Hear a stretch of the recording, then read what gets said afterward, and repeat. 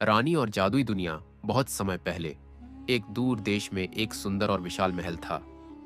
उस महल में चेरवंश की रानी सुलोचना अपने पति राजा वीरेंद्र के साथ रहती थी। रानी बहुत दयालु और समझदार थी, लेकिन उसे एक रहस्य हमेशा परेशान करता था। महल के पास एक घना जंगल था, जिसमें एक बहुत पुराना और विशाल पेड़ था। लोग कहते थे कि यह पेड़ किसी दूसरी दुनिया का दरवाजा है और इसे छूने से कोई भी व्यक्ति दूसरी दुनिया में पहुंच सकता है। रानी को इस बात का गहरा कौतूहल था और वह इस रहस्यमयी पेड़ के बारे में और जानने की इच्छा रखने लगी। एक दिन रानी ने अपने महल के सेवकों से उस पेड़ के बारे में पूछा, तो एक बुजुर्ग सेवक ने उन्हें बताया, रानी, यह पेड़ बहुत पुराना है और रहस्यमयी है। यदि आप इसे छूने की कोशिश करेंगी तो आपको दूसरी दुनिया का सामना करना पड़ेगा, जहां समय और स्थान के नियम अलग हैं और वहां से निकालना बहुत कठिन है। यह सुनकर रानी का दिल और भी ज्यादा उत्सुक हो गया। एक दिन उन्होंने तय किया कि वह इस पेड़ के रहस्य का पता लगाएगी। वह बिना किसी को बताए जंगल की ओर चल पड़ी। बहुत दूर तक चलने के बाद जब वह उस पेड़ के पास पहुंची तो उन्होंने देखा कि वह पेड़ अपनी पूरी ऊंचाई में खड़ा था और उसकी शाखाएं आकाश को छूने की कोशिश कर रही थी। पेड़ के नीचे एक हल्की सी रोशनी थी और हवा में एक अजीब सी खामोशी थी। रानी ने धीरे धीरे पेड़ को छुआ। जैसे ही उन्होंने पेड़ को छुआ, एक तेज रोशनी फैली और रानी अचानक दूसरी दुनिया में पहुंच गई। ये दुनिया बिल्कुल अलग थी। वहां का आकाश नीला था, जमीन पर चांदी जैसे चमकते हुए फूल खिल रहे थे और चारों ओर रहस्यमय जीव जंतु घूम रहे थे। रानी हैरान और उलझन में थी, लेकिन उसने साहस जुटाकर वहां के एक प्राणी से पूछा, यह कहां की दुनिया है? प्राणी ने मुस्कुराते हुए कहा, यह वह दुनिया है जहां समय की परिभाषा नहीं होती। यहां हर चीज की अपनी गति और प्रक्रिया होती है। तुम यहां आई हो क्योंकि तुम्हारे दिल में ज्ञान की इच्छा है। इस दुनिया में तुम्हें एक महत्वपूर्ण कड़ी मिल सकती है जो तुम्हारी असली दुनिया में बहुत काम आएगी, लेकिन उसे प्राप्त करना आसान नहीं होगा।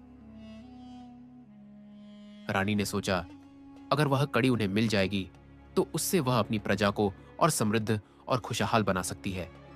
इसीलिए रानी उस प्राणी के साथ चल पड़ी। वह प्राणी उन्हें एक रहस्यमय मंदिर तक ले गया जो एक पहाड़ी की चोटी पर था। मंदिर के अंदर एक अद्भुत सुनहरी किताब रखी हुई थी, जिसमें सारी दुनिया की कहानी और उनके भविष्य के बारे में लिखा था। लेकिन उस किताब तक पहुंचने के लिए रानी को 3 कठिन पहेलियां का उत्तर देना होता।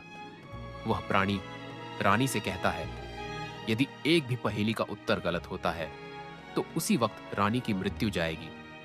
रानी बहुत बुद्धिमान थी, इसीलिए उन्होंने उसकी चुनौती को स्वीकार कर लिया और कुशलतापूर्वक सभी प्रश्नों का उत्तर दिया। सभी प्रश्नों का सही उत्तर पाते ही वह प्राणी वहां से गायब हो गया। रानी ने किताब को खोला और उसे पढ़ना शुरू किया। किताब में लिखा था, जो व्यक्ति इस पेड़ को छूकर दूसरी दुनिया में जाएगा, वह यहाँ के ज्ञान को अपनी दुनिया में लाकर उसे उज्जवल बना सकता है, परंतु इसे समझदारी से प्रयोग करना होगा, क्योंकि यह ज्ञान बहुत शक्तिशाली है और इस ज्ञान के गलत प्रयोग से यह किताब अपनी दुनिया में वापस चली जाएगी। रानी ने यह पढ़कर महसूस किया कि यह ज्ञान उसकी दुनिया को बेहतर बना सकता है, लेकिन इसके लिए उसे सोच समझकर निर्णय लेने होंगे। उसने उस किताब को फिर से बंद किया और प्राणी को बुलाया और कहा, मैं अब अपनी दुनिया में लौटना चाहती हूँ, लेकिन मैं इस ज्ञान को सहेज कर रखूंगी ताकि इसे सही समय पर उपयोग कर सकूं। प्राणी ने मुस्कुराते हुए कहा, तुम्हारी समझदारी ही तुम्हारा सबसे बड़ा हथियार है रानी, तुम सही रास्ते पर हो। इसके बाद वह प्राणी रानी को उसी पेड़ के पास वापस ले आया जहां से वह आई थी। रानी ने फिर से पेड़ को छुआ और वह अपनी असली दुनिया में वापस लौट आई। रानी ने महल में लौटकर वह ज्ञान और समझ अपने राजा और प्रजा के साथ साझा किया। उसने महल में खुशहाली, शांति और समृद्धि लाने के लिए उस ज्ञान का उपयोग किया। रानी की समझ और विवेक से पूरे राज्य में बदलाव आया और लोग एक नई दिशा में बढ़ने लगे।